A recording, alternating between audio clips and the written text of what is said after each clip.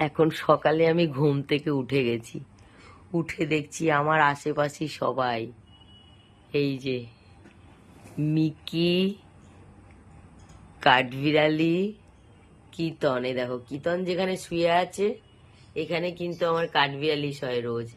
আজকে এই জায়গাটা ও দখল করেছে। এই দেখো আমার পাশে, দেখো আরো আরো আছে এদিক ওদিক, হয়তো রাত্রে হয়তো আমার পাশে ঘুমিয়েছিল, এখন মানে উঠে গেছে, সকাল হয়ে গেছে, অনেকটাই বেলা হয়ে গেছে আজকে উঠতেও আমার। আর সত্যি কথা বলতে কি না, ওরা আমার পাশে এইরকম ভাবে না শুলে আমার মনে হয় না ঘুম আসে। আর আরেকটা কথা, আমার কিছুদিন থেকেই আমার নিঃশ্বাসে প্রচুর প্রবলেম, যেহেতু আমাকে ইনহেলার নিতে হচ্ছে, মানে শ্বাসকষ্ট এতটাই। তো ডাক্তার কিন্তু যথারীতি আমাকে পাখি, এই বিড়াল, এগুলো থেকে কিন্তু দূরে থাকতে বলেছে, কিন্তু আমার দ্বারাই সম্ভব হচ্ছে না। মানে আমার এতটাই শ্বাসকষ্ট বেড়েছে যে আমাকে প্রত্যেক দিন, এই 1 মাস হয়েছে আমাকে ইনহেলার নিতে হচ্ছে, 1 মাস হয়েছে। শ্বাসকষ্ট হচ্ছিল খুব, তো ডাক্তার দেখিয়েছি, ডাক্তার ইনহেলার নিতেই বলেছে। তো আমি ইনহেলার নিয়েই আছি, কিন্তু ডাক্তার বলেছে এই পাখি আর বিড়ালের সাথে থাকা যাবে না। কিন্তু এই দেখো, হ্যাঁ একটা কথা কি জানো, ডাক্তার বলেছে এই বিড়াল আর পাখিকে যদি আমি না ছাড়ি তাহলে আমি শ্বাসকষ্ট হয়ে মরবো। আর ডাক্তার বলেছে এগুলোকে ছেড়ে দিতে, তো আমি যদি এগুলোকে ছেড়ে দিই তাহলে আমি ডিপ্রেশনে মরে যাব। বুঝতে পেরেছো? এই যে এদেরকে ছেড়ে দিলে ডিপ্রেশনে মরবো, আর ডাক্তারের কথা মতো আমার শরীরের কন্ডিশন অনুযায়ী আমি যদি এদেরকে বাইরে ছেড়ে দিই বা কাউকে দিয়ে দিই, এদের পাখিদের, কারণ বিড়াল তো আমার কাছে এখন 8জন, পাখি অনেকই ছিল, এই শ্বাসকষ্ট শরীর খারাপের জন্য অর্ধেকের বেশি পাখি কিন্তু আমাকে দিয়ে দিতে, মানে বিক্রি করে দিতে আমাকে হয়েছে। তো এখন রয়েছে আমার কাছে বিড়াল, তো এই বিড়ালগুলোকেও আমাকে বাড়ি থেকে সরিয়ে দিতে বলেছে, মানে মানে ঘরে যাতে না থাকে, ওরা আশেপাশে যাতে না থাকে। দেখো এটা আমার বালিশ, এখানে আমি ঘুমাই। আর এই যে যেই আমি রাত্রেবেলা লাইট অফ করে আমি আমার বিছানায় ঘুমাতে আসব, এখানে তো এখন 3জন আরো ছিল, তারা উঠে গেছে, কারণ বেলা অনেকটা। কালকে আমার শরীরের কন্ডিশন খুব খারাপ হয়ে গেছিল, রাত 2টোর সময় আমাকে এখানে হসপিটালে যেতে হয়েছিল, ইসিজি করা হয়েছে, 2খানা ইঞ্জেকশন দেওয়া হয়েছে, তারপর বাড়ি এসেছি। তো আজকে আবার আমাকে হসপিটালে যেতে হবে, মানে শরীর আমার প্রচন্ড খারাপ। কিন্তু সত্যি কথা বলতে কি, আমি এদের ছাড়তে পারছি না, আমি এদের ছাড়তে পারবো না। ওই যে বললাম, ডাক্তার বলেছে বিড়ালের সাথে একই ঘরে থাকলে শ্বাসকষ্ট হবে, শ্বাসকষ্টতে আমি মারা যাব। আর ডাক্তারের কথা অনুযায়ী যদি আমি বিড়ালগুলোকে ছেড়ে দিই তাহলে কিন্তু আমি ডিপ্রেশনে চলে যাব। কারণ আজকে 2 বছর ওরা আমার কাছে এসেছে, তো 2 বছর আগে আমার শারীরিক বা মানসিক কন্ডিশন আমার প্রচন্ড পরিমাণে খারাপ ছিল।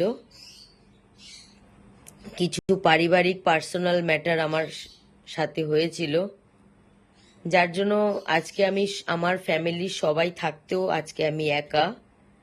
2.5 বছর হতে যাচ্ছে আমি এখানে একা। তো প্রায় 2 বছর মতো হতে যাচ্ছে ওরা আমার কাছে এসেছে, মানে মিনুমায়ের 4টে বাচ্চা আমার বাগানে, তাও সেই সময় হঠাৎ কেউ আমাকে আমার বাগানে ফেলে দিয়ে গেছিল। তো সত্যি কথা বলতে কি, আমার জীবনটা সেই দিন থেকেই কিন্তু আস্তে আস্তে চেঞ্জ হয়ে গেছে, পরিবর্তন হয়ে গেছে আমার জীবনটা সেই দিন থেকে। তো তোমরা বলো, এই একাকিত্বের জীবনে ওরাই কিন্তু আমার সঙ্গী সাথী। ওরা যদি না থাকে, এই ফাঁকা ঘরে আমি একা, কি করে থাকবো, আমি কি করে সুস্থ থাকবো আমি জানি, কারণ আমার শ্বাসকষ্ট হবেই, কারণ আমার জন্ম থেকে আমার অ্যালার্জি। যেখানে সবার অ্যালার্জি 150 হয়, সেখানে আমার অ্যালার্জি 3,500। 3,500। তাহলে আমি কি করব? ওদেরকে ছেড়ে দেব? হ্যাঁ, জানি আমি ওদেরকে ছেড়ে দিলে আমার এই শ্বাসকষ্ট হবে না। আমি যে শারীরিক দিক থেকে কষ্ট পাচ্ছি, এই শারীরিক দিকের কষ্টটা হয়তো হবে না আমার, কিন্তু মানসিক দিকের যে কষ্ট, আমি একা থেকে যে কষ্ট পাচ্ছি, সেটাই তো ডিপ্রেশন বলে না? এই যে আজ আমার আর মানুষের সাথে কথা বলতে ভালো লাগে না। এক সময় বলতাম, মানুষের সাথে কথা বলতাম, মানুষের সাথেই বন্ধু করতাম, মানুষের সাথেই ঘোরাফেরা করতাম, মানুষের সাথেই ওঠা বসা করতাম।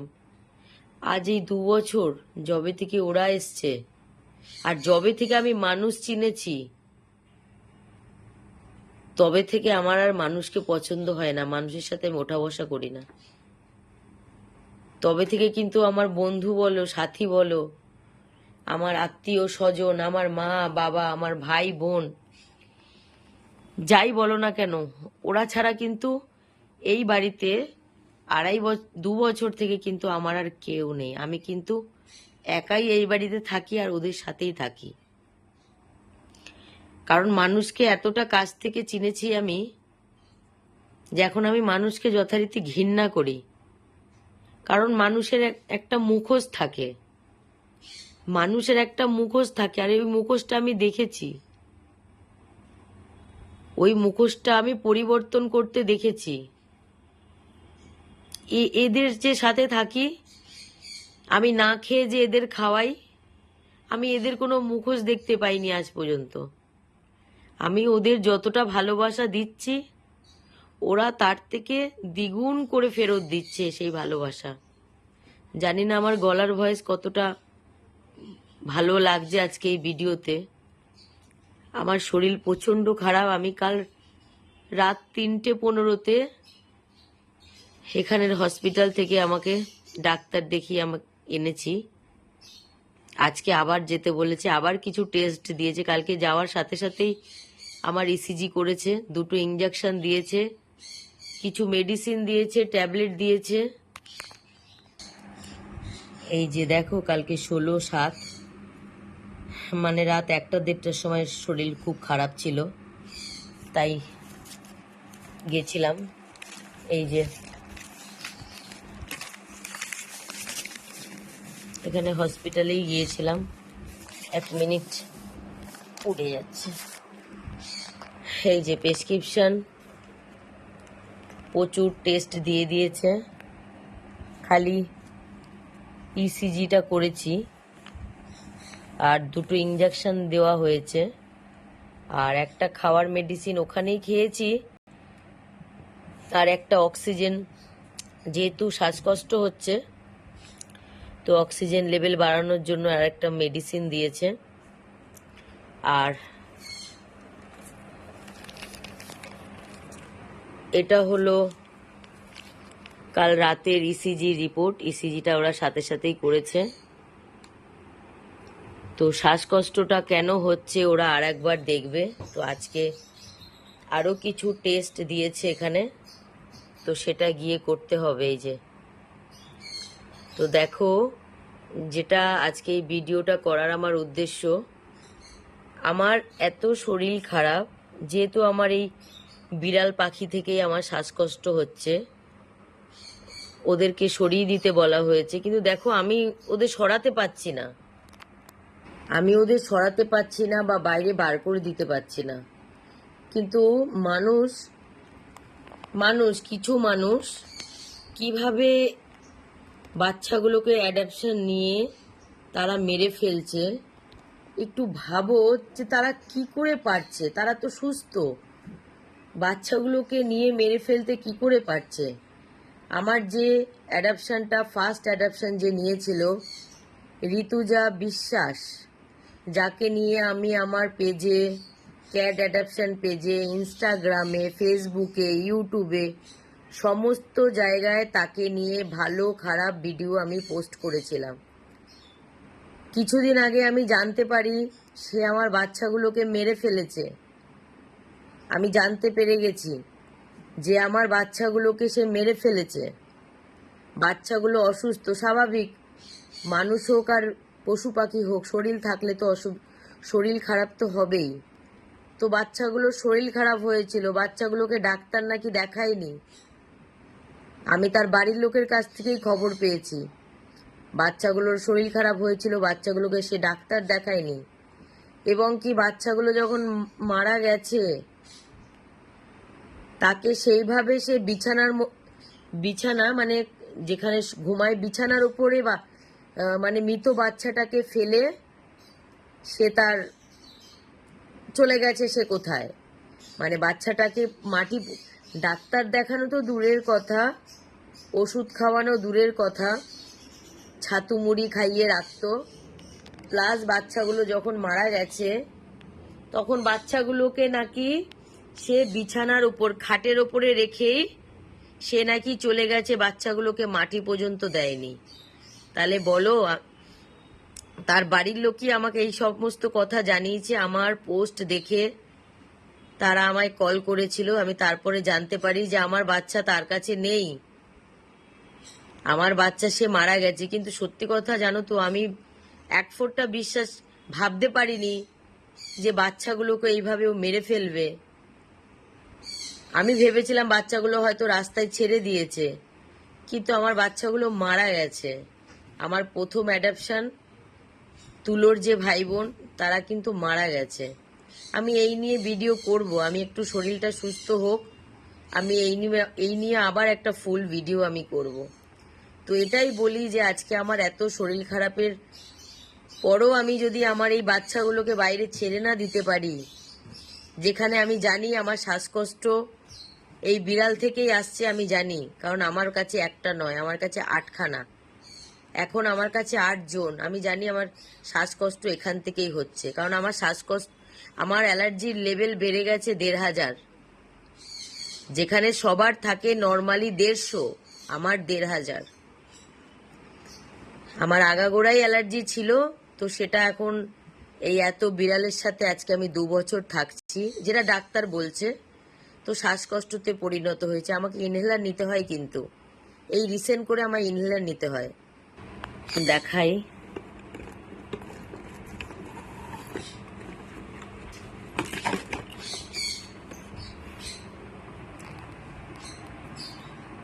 এই যে এই ইনহেলারটা আমাকে, কিন্তু খুব শ্বাসকষ্ট হলে আমাকে এটা নিতে হয়। এটা কিন্তু এই রিসেন্ট আমাকে নিতে হচ্ছে, দেখো। তো তারপরও আমার কিন্তু এদের ছেড়ে থাকা বা এদের ছেড়ে দেওয়া আমার পক্ষে সম্ভব না। হ্যাঁ, ছাড়তাম কখন, যখন কোনো ভালো পরিবার অ্যাডাপশন নিত, হয়তো তখন কষ্ট হতো, কিন্তু তবু ভাবতাম যে ওরা ভালো আছে। কিন্তু কাকে অ্যাডাপশন দেব আমি? যে অ্যাডাপশন নিচ্ছে তারা তো মানে এদেরকে খেলার জন্য নিচ্ছে। এদের যখন শরীর খারাপ হচ্ছে এদেরকে চিকিৎসা না করে মেরে ফেলছে।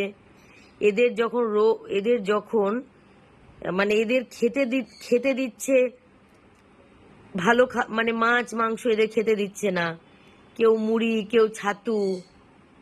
তাহলে ভাবো, অ্যাডাপশনটাও নিশ্চিন্তে যে শখের বাচ্চাগুলোকে অ্যাডাপশন কাউকে দেব, কোন ভরসাতে দেব?